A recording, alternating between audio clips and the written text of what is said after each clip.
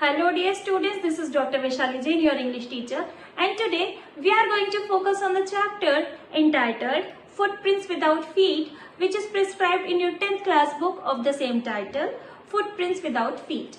And here we go. English literature में science fiction की field में H.G. वेल्स का एक बहुत बड़ा नाम है और उन्हीं का एक नॉवल है द इनविजिबल मैन, जिसका एक पार्ट है footprints without feet. It means कि footprint without feet short story the invisible man जो नॉवल है उससे लिया गया है. आइए सबसे पहले देखते हैं की कैरेक्टर्स को. हमारी इस स्टोरी में 4 की कैरेक्टर्स हैं. Number 1 Griffin, number 2 Mrs Hall, number 3 Mr Hall and number 4 officer Jaffers, जिसको बॉबी जैफर्स भी कहा गया है. ग्रिफिन एक साइंटिस्ट है जो कि एक्चुअली इसेंट्रिक साइंटिस्ट दिखाया गया है, जो अपनी इन्वेंशंस को सोसाइटी के वेलफेयर में यूज़ ना करके अपनी ईगोज़ को सेटिस्फाई करने के लिए यूज़ करता है. Mrs hall is practical and curious owner of the coach and horses in Epping, जहाँ पर ग्रिफिन रहता है. उस इन की मिसेस हॉल ऑनर हैं. नाउ मिस्टर हॉल जो कि मिसेस हॉल के हस्बैंड हैं, एंड वो जो भी अजीब व गरीब घटनाएं हो रही हैं उनकी इनमें, उनको जानने के लिए आतुर रहते हैं. And he is a very more straight forward character and trying to understand the mysterious circumstances. अब हमारा नंबर 4 पर है ऑफिसर जैफर्स या फिर Bobby जैफर्स. He is a local policeman who is called to the inn to arrest Griffin after the Halls report his strange actions. जब वो ये mister hall और मिसेस हॉल अजीबोगरीब घटनाएं देखते हैं, तब वो एक पुलिस ऑफिसर को कॉल करते हैं और वो उस पुलिस ऑफिसर का नाम ऑफिसर जैफर्स है. Now I think characters are clear. Now let's focus over the story in detail. So Griffin एक इसेंट्रिक साइंटिस्ट है जो कि अपनी although he is very laborious, वो बहुत लेबोरियस है बट इसेंट्रिक है. इसेंट्रिक को हम हिंदी में कह सकते हैं थोड़ी सन की प्रवृत्ति का है वो. और वो एक बहुत ही स्पेशल ड्रग को ढूंढ निकालता है. इस स्पेशल ड्रग का यूसेज था कि इस ड्रग को ड्रिंक करने से कोई भी व्यक्ति अगर नेकेड अवस्था में है, विदाउट क्लोथ्स है, तो वो इनविजिबल हो सकता है. अब हम देखते हैं कि ग्रिफिन को उसका लैंडलॉर्ड पसंद नहीं करता. तब वो ग्रिफिन अपने लैंडलॉर्ड से बदला लेने के लिए अपनी इस इन्वेंशन का यूज़ करता है, और या फिर हम कह सकते हैं कि मिसयूज़ करता है. और वो निश्चित करता है कि वो अपने लैंडलॉर्ड से बदला लेगा, उन्हें टीज करेगा, उन्हें परेशान करेगा. और एक दिन वो अपने लैंडलॉर्ड के घर में आग तक लगा देता है. अभी हम after the story we will discuss in detail and we will analyze also the character of Griffin the scientist. तब स्टोरी में हमें ये भी पता चलता है कि एक दिन वो इस ड्रग को, रेयर ड्रग को पी लेता है, और इस ड्रग से इनविजिबल होने के लिए किसी भी व्यक्ति का नेकेड होना ज़रूरी है. तो he puts of his clothes, और अब वो हर किसी को देख सकता है but nobody can see him. And Now he was safe from being caught. अब उसे कोई नहीं पकड़ सकता. But he was without clothes and it was very cold. अब क्या हुआ कि प्रैक्टिकली हम भी कनेक्ट कर सकते हैं, सोच सकते हैं कि उसने कपड़े नहीं पहने हैं ग्रिफिन ने, क्योंकि वो इनविजिबल उसको होना है. बट एक्चुअली बहुत ठंड का मौसम है. And he pass the night in a London store, right. Then he stole goods and money from the store. अभी उसे ठंड लगती है तो वो स्टोर से कुछ सामान चुरा लेता है, क्योंकि सरवाइव तो करना ही है. Then he went to a village called Iping. अब वो एक इपिंग नाम के विलेज से जाता है. अब my dear student just focus कि हमारा एक क्वेश्चन बनता है, एग्जाम्स में अधिकतर आता है कि वो विलेज में कैसे जाता है. तो इट्स आंसर इज वो विलेज में जाता है ट्रेन से, बाय ट्रेन, राइट. ये आपको याद रखना है. Then he stayed at an inn and वहाँ पर वो जाकर क्लर्जी मैन की डेस्क से पैसे चुराता है। तब जैफर नाम के एक पुलिसमैन को बुलाया जाता है। A strange fight took place, उनके बीच में लड़ाई होती है। लड़ाई कैसे होती है कि हमें पता है ग्रिफिन तो इनविजिबल हो सकता है, बट पुलिसमैन तो इज़ नॉर्मल, राइट। तो क्योंकि ग्रिफिन अपनी इस वाली ट्रिक का यूज़ करके इनविजिबल होकर फाइट करता है, तो देखने में लगता है कि बड़ा ऑकवर्ड सिचुएशन है, बड़ा स्ट्रेंज सिनेरियो बन जाता है। और इस तरह से Griffin took off his bandages, his glasses and his hat. वो अपने हैट को, बैंडेजेस को, ग्लासेस को हटा देता है, तो उसका जो अपर शोल्डर पार्ट है वो इनविजिबल हो जाता है।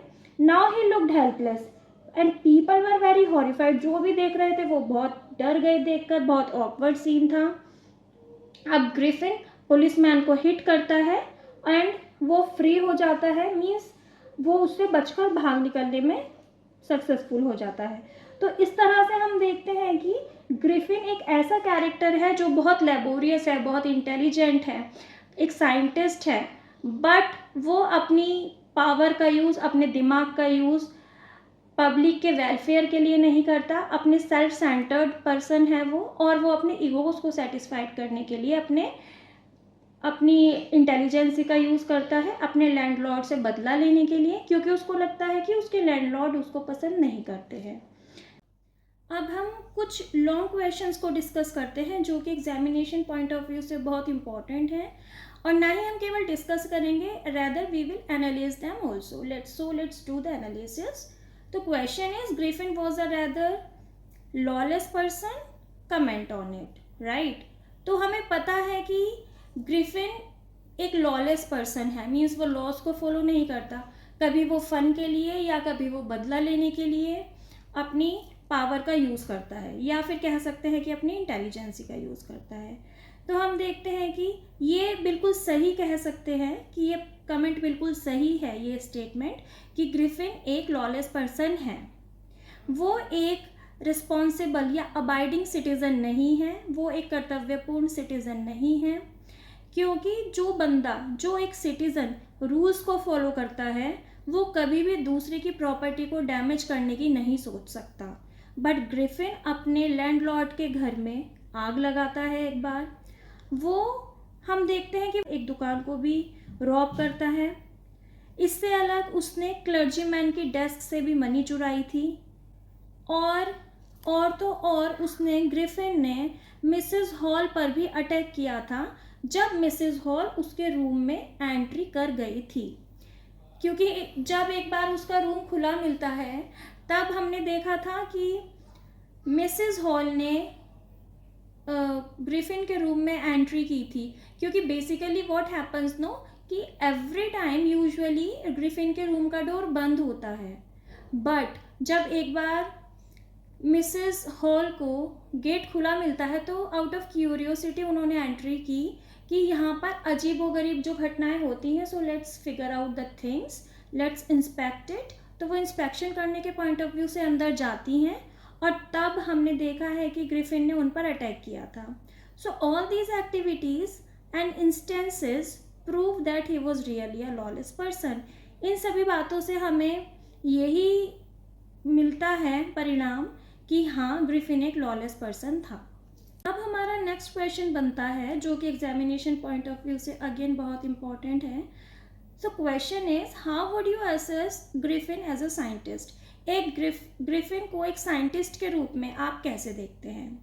सो Griffin had carried out experiments after experiments to prove that the human body could become invisible.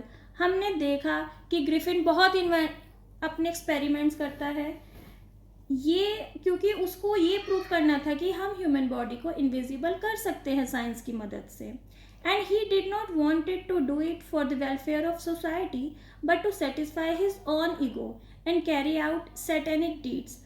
बल्कि वो हालांकि इतना सक्षम था, उसने ये प्रूव भी कर दिया, बट एक्चुअली उसका जो मोटो था, उसका जो गोल था, वो ह्यूमैनिटेरियन वेलफेयर में नहीं था।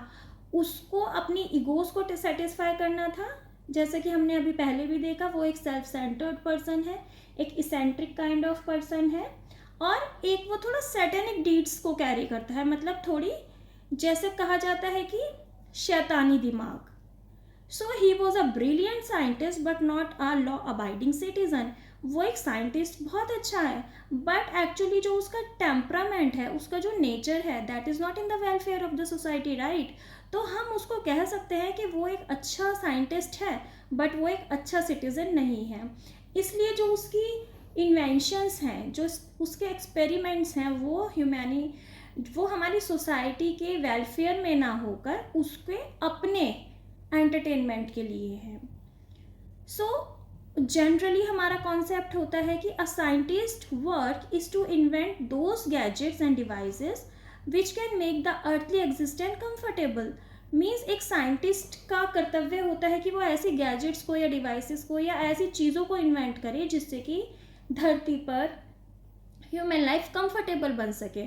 लेकिन ग्रिफिन एक पर्टिकुलर रेयर ड्रग को स्वेलो करता है और इनविजिबल हो जाता है और इनोसेंट पीपल को टॉर्चर करता है, उनको टीज करता है अपने एंटरटेनमेंट के लिए।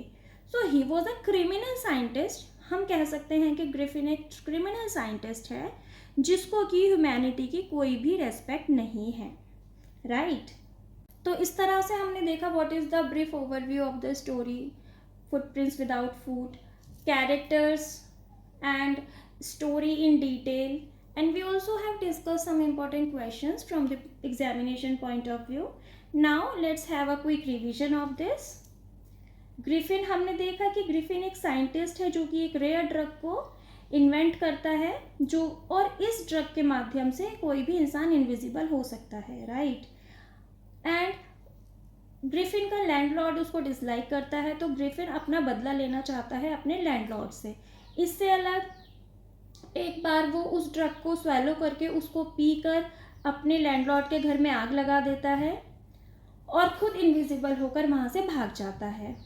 अब क्योंकि बहुत ठंडी का मौसम था तो उसको कपड़ों की ज़रूरत पड़ी, तो वो एक क्लॉथ स्टोर में जाता है और वहाँ से खाना चुराता है और वहाँ पे रात को सोता है।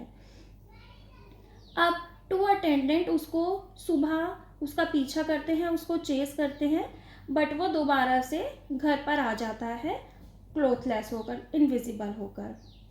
हमने ये भी देखा कि एक बार वो विलेज में जाकर ट्रेन के थ्रू विलेज जाता है, इपिंग विलेज में जाता है, और वहाँ हमने ये भी देखा कि ट्रेन के माध्यम से वो इपिंग विलेज में जाता है और वहाँ एक दुकान को लूटता है, और तो और वो क्लर्जीमैन की डेथ से मनी को भी लूटता है।